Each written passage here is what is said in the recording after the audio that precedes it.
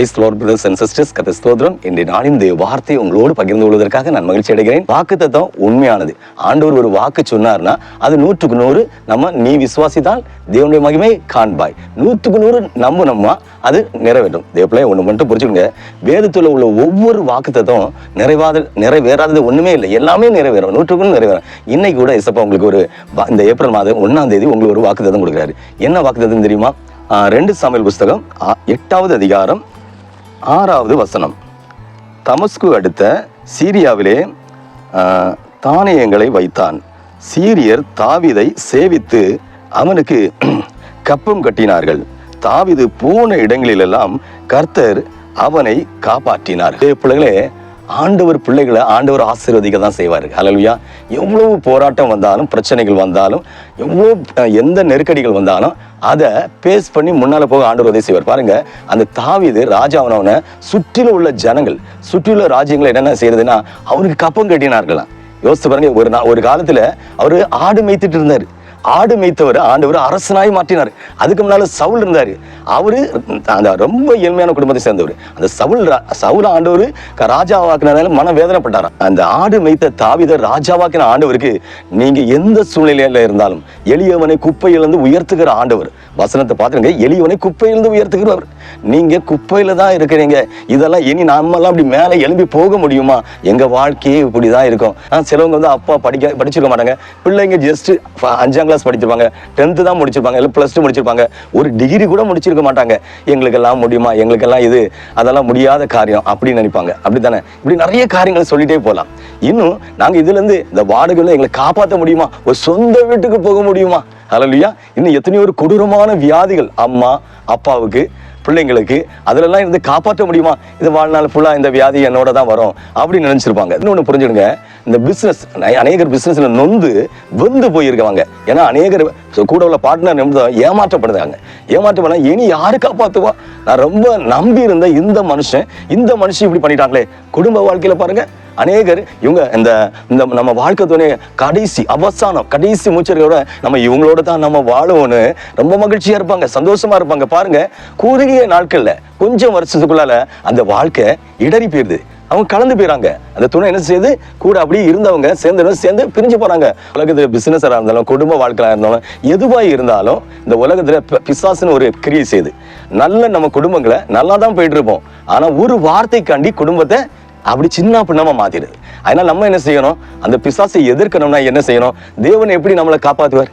நீங்க என்ன செய்யணும்? ஜெபிக்கணும். ஆண்டவர் சமூகத்துல நம்ம ஜெபிக்கிற மட்டும் இல்ல, நம்ம பிள்ளைங்களுக்கும் ஜெபிக்க கற்றுக் கொடுக்கணும். மக்களை நம்மளை காப்பாத்துறதுக்கு நாசியில சுவாசம்ல எந்த மனுஷனை நம்புவதை காட்டிலும் கர்த்தரை பேரில் நம்பிக்கை பற்றுதலா இருப்பது நல்லன்னு பைபிள் சொல்லுது. ஆண்டவரை நோக்கி நம்ம பார்க்கும்போது நம்ம வாழ்க்கை ஆண்டவர் அப்படி எந்த சூழ்நிலையும் நம்ம காப்பாற்ற, வானத்தையும் பூமியும் படைத்தவர் நம்ம குடும்பத்தையும் நம்ம பிள்ளையும் நம்ம தொழில் எல்லாவற்றையும் காப்பாற்ற வல்லவராக இருக்கிறாரு. நம்ம அவரை நோக்கி பார்க்கணும். அவரை நோக்கி பார்க்கும்போது எந்த சூழ்நிலையும் அவர் வெட்கப்படுத்தவே மாட்டார்.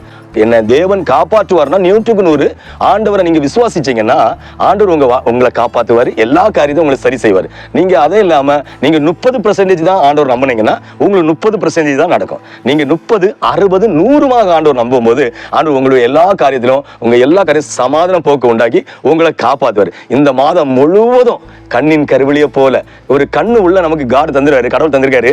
அதுக்கு ஒரு கருவிலி வச்சிருக்காங்க பாத்தீங்களா? ஒரு தூசி, ஒரு செகண்ட்ல ஒரு தூசி அப்படி லேச தட்டுனா அந்த கருவிலி அப்படி கண்ணை மூடி அப்படி திறக்கும். கடவுள் நமக்கு ஒரு கண்ணை பாதுகாக்க ஒரு கருவிலியை தந்திருக்காருன்னா நம்ம ஜீவனை காக்க, நம்ம குடும்பத்தை காக்க, நம்ம தொழிலை காப்பாற்ற எல்லாத்துக்கும் ஆண்டவர் ஒரு சொல்யூஷன் வச்சிருப்பாரா இல்லையா? எதுக்கும் ஒரு மருந்து உண்டு, ஒரு இது விடுதலை உண்டு. அப்படித்தானே? அதனால அவரை நோக்கி பாருங்க. ஒரு பாஸ்டர் நீங்க ஜெபிக்கிறீங்க, உங்களை நோக்கி பார்க்கணும், என்ன நோக்கி பார்த்தா ஒன்றும் கிடைக்காது. ஹல்லேலூயா. நானும் கடவுளை நோக்கி பார்க்கிறேன். ஒவ்வொருவருக்கு ஒவ்வொரு நாள் தேவை, வார தேவை, மாத தேவை, வருட தேவை, நிமிஷ தேவைகளும் நம்ம இந்த மனுஷன் நான் நம்பி இருந்தேன் அப்படி மட்டும் நினைக்காதீங்க. எந்த மனுஷனா இருந்தாலும் மாயை. நைட்டு தூங்கி காலையில எந்திரிக்கும் போது யாரெல்லாம் நான் இருக்கிறேன்னா நீ யார் இருக்கிறான்னா தெரியாது. ஆனா கடவுள் இருக்கிறாரு. அவரை நோக்கி பார்த்தா அவர் வெட்கப்படுத்தவே மாட்டார். இன்னும் மரித்தால் நீ எவ்வளோ செல்லும், இன்னைக்கு இறந்தாலும் ஆண்டவர் ராஜ்யத்துக்கு நம்ம போவோம். ஆனா அதுவரை நம்மளை காப்பாற்றுவாரு, நம்மளை போஷிப்பாரு, உணவு கூட எல்லா காரியத்தையும்.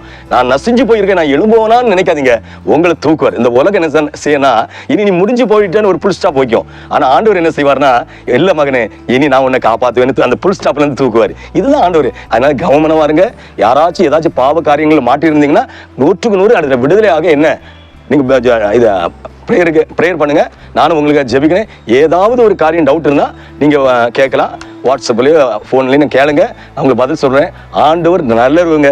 ஆண்டவர் நல்லவர்னா எப்படிப்பட்ட நல்லவர் தெரியுமா? உங்களையும் என்னையும் இதுவரை உயிரோடு வச்சிருக்கிறாரா இல்லையா? நம்ம ஸ்கூல்ல படிக்கும் போது, நீங்க காலேஜில் படிக்கும் போது, வேலையில இருக்கும்போது, வெளியே போகும்போது, வரும்போது கண்ணின் கருவிலையை போல உங்களை ஆண்டவர் 100க்கு 100 இதுவரை இமை போல காத்துட்டு இருக்கிறார். பாருங்க, நீங்க சின்ன வயசுல அநேகர் அம்மா வயிற்றுல இருக்கும் போதே இறந்து போயிறாங்க. அபார்ஷன் ஆகிற குழந்தைங்கலாம் செத்து போயிருது. ஆனா உயிரோட வச்சு இதுவரை நம்மளை வச்சிருக்கிறார்ல, அதுக்கு நீங்க நன்றி சொல்லணுமா இல்லையா? அனைவருக்கு கடவுளுக்கு நன்றி சொல்றதே கிடையாது. கடவுள் அப்படி என்ன சாதிச்சிட்டாரு? நான் அம்பானி வீட்லயா பிறந்திருக்கிறேன், இந்த வீட்டுல தானே பிறந்திருக்கிறேன். உங்களுக்கு இந்த வீட்டுல பிறக்கிறது தான் நல்லது. ஒருவேளை அங்க போனா ஒருவேளை உங்க வாழ்க்கை எப்படியாவும் தெரியாது. அதான் நல்ல கவனமா இருங்க. இருக்கிற நாட்கள் சந்தோஷமா இருங்க. நீங்க உங்களால முடிஞ்சா கஞ்சி கிடைக்குன்னா கஞ்சி குடிங்க. நீங்க ஒருவேளை பிரியாணி சாப்பிட்டா செய்யுங்க, ஏதோ சாப்பிடுங்க. ஆனா ஆண்டவருக்கு பிரியமா வாழுங்க. அதுக்குன்னு கடன் வாங்கி ஒரு காரியத்தை செய்யணும் வாழ்க்கையிலே நினைக்காதீங்க. ஏன்னா கடன் வாங்கினா வாழ்க்கையில இன்னொரு ஆளுக்கு நம்ம அடிமையாயிரும். அதனால வாழ்க்கையில நீ அநேக ஜாதியில கடன் கொடுப்பா, நீ கடன் வாங்காதப்பா நான் இயேசுவா சொல்றாரு. ஆனால் இதை கேட்கிற ஒவ்வொரு பிள்ளைங்களும் சொல்றேன், நம்ம வாழ்க்கையில எப்பொழுதும் சந்தோஷமா இருக்கணும். ஆனா இன்னொன்னு, சில சின்ன காரியத்துக்கும் கடன் வாங்கி அது செஞ்சு இதை செஞ்சு 4 பேர் நம்மளை கெட்ட வார்த்தை பேசுவாங்க. இதெல்லாம் தேவையா? ஆண்டவர் பிள்ளையா மாறிட்டோம். இதுவரை நீங்க இதை தப்பு செஞ்சிருந்தாலும் ஆண்டவர் மன்னிப்பாரு. இந்த செய்தியை கேட்ட பிறகு இனி சில காரியங்களை, தவறான காரியங்களை எடுத்து இதை சில காரியங்களை செய்யாதீங்க. ஒண்ணு செய்த பாவத்தை திருப்பி செய்யாதீங்க. ஆண்டவர் அதுக்கு நீங்க ஜெபிக்கணும். அதுக்கு என்ன செய்யணும் கூட நான் சொல்றேன். சரியா?